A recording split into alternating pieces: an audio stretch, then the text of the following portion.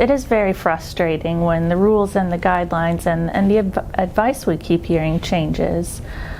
The truth of the matter is this is really science at work. We are understanding more about the coronavirus and its impact on us and how it spreads.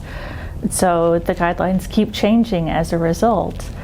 But the virus keeps changing as well, so we keep having to update our information and our practices.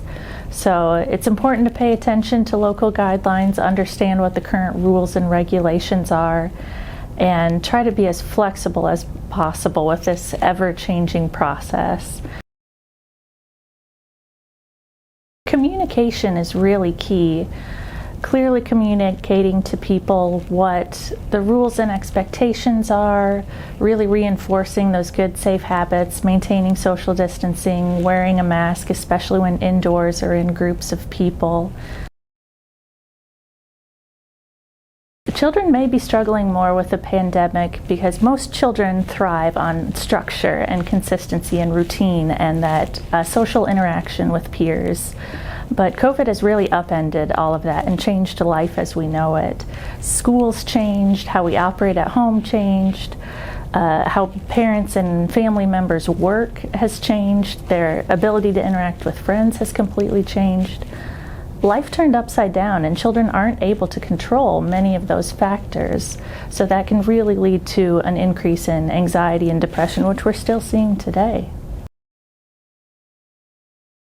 I would definitely keep an eye out if you happen to notice that your child is isolating more, spending more time alone in their room, anxiety behaviors like if they're picking or kind of fidgety, and if they seem like they're not enjoying things that they once used to enjoy.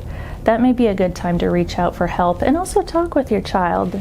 Check in frequently, see how they're doing, and see if they might want to talk with somebody about how they're feeling.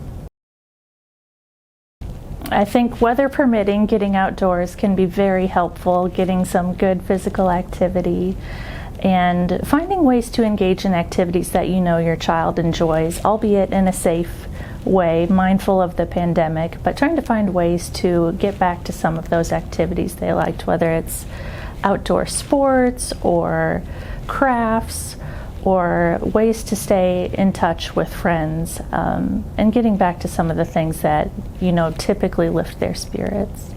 I think it's very important to be open and honest with friends and family that might be coming around during the holiday season, being very clear about what your rules and expectations are in your home and for whoever may come into your home, and what you feel most comfortable with in terms of keeping yourself and your family safe. So if that's insisting that everybody wear masks if they're coming over, or asking if people have been vaccinated, just being very upfront and honest with people, asking those key questions that might be uncomfortable but are necessary to help keep each of us safe.